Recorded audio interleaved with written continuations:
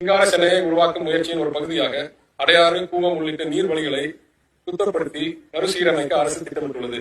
இந்த முயற்சிகளின் முதல் கட்டமாக 44 கிலோமீட்டர் நீளமுள்ள அடையாறு ஆற்றில் மறுசீரமைப்பு பணிகள் மேற்கொள்ளப்படும். இத்திட்டத்தின் கழிவு நீர் ஆற்றில் கலப்பதை தடுத்தல், கழிவுநீர் சுத்திகரிப்பு நிலையங்கள் சுவேஜ் ட்ரீட்மெண்ட் பிளான்ட் அமைத்தல் போன்ற ஆற்றை தூய்மைப்படுத்தும் பணிகள் மேற்கொள்ளப்படும்.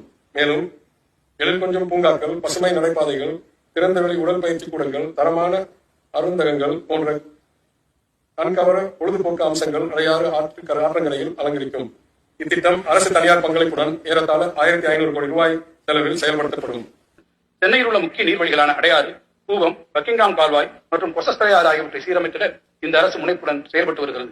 அதன் முதற்கட்டமாக சென்னை நதிகள் சீரமைப்பு அறக்கட்டளை மூலம் செங்கல்பட்டு மாவட்டத்தில் உள்ள கூடுவாஞ்சேரியிலிருந்து தாம்பரம், திருநீர்மலை, மணப்பாக்கம், ஆலந்தூர், சைதாப்பேட்டை பகுதியில் வழியாக பாய்ந்து வங்கக்கடலில் கலக்கும் அடையாறு நதியை மீட்டெடுத்து அழகுற சீரமைக்கும் திட்டம் அரசு தனியார் பங்களிப்புடன் சுமார் 1500 கோடி ரூபாய் செலவில் மேற்கொள்ளப்படும்.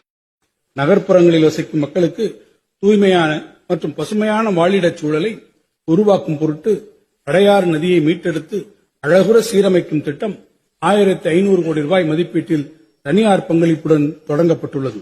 30 மாத காலத்திற்குள் பணி நிறைவடையக்கூடிய வகையில் இந்த திட்டத்தின் முதல் கட்டமாக சைதாப்பேட்டை முதல் திருவிக பாலம் வரையிலான பணிகளுக்கு முன்னுரிமை அளிக்கப்பட்டு 15 மாதங்களுக்குள் இப்பணிகள் முடிக்கப்படும்.